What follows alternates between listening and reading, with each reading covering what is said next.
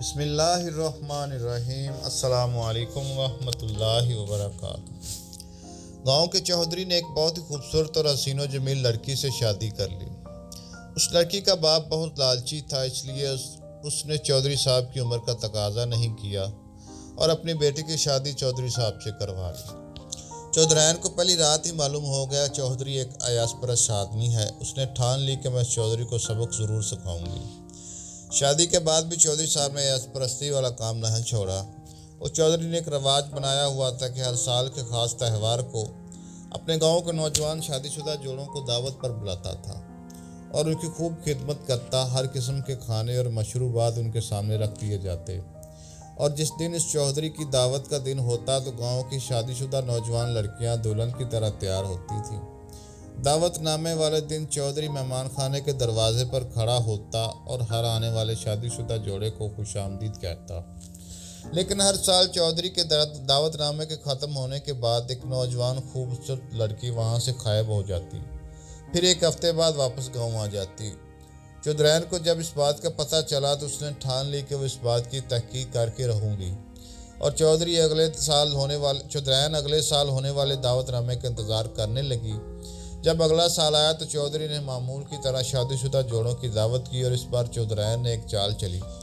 اس نے چودھری کے منشی سے کہا، تم ایک عورت کو ڈھونڈ کر لاؤ جو بہت اچھا بناؤ سنگار کرتی ہو۔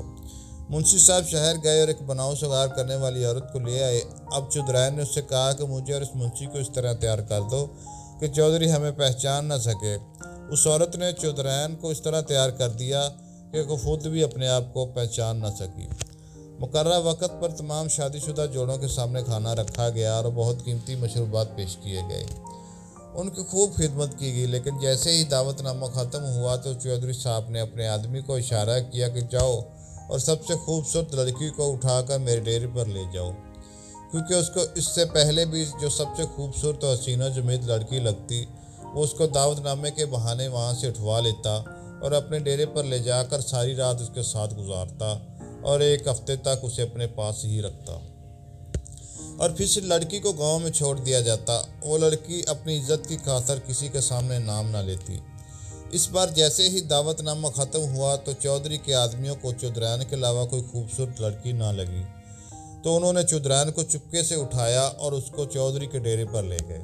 جب رات ہوئی تو چودھری صاحب کمرے کے اندر داخل ہوئے تو اس لڑکی کو دیکھ کر اسے کہا، تم سے پہلے میں سینکڑوں لڑکیوں کے ساتھ راتیں گزار چکا ہوں، لیکن تم سے زیادہ کوئی خوبصورت نہیں دیکھی۔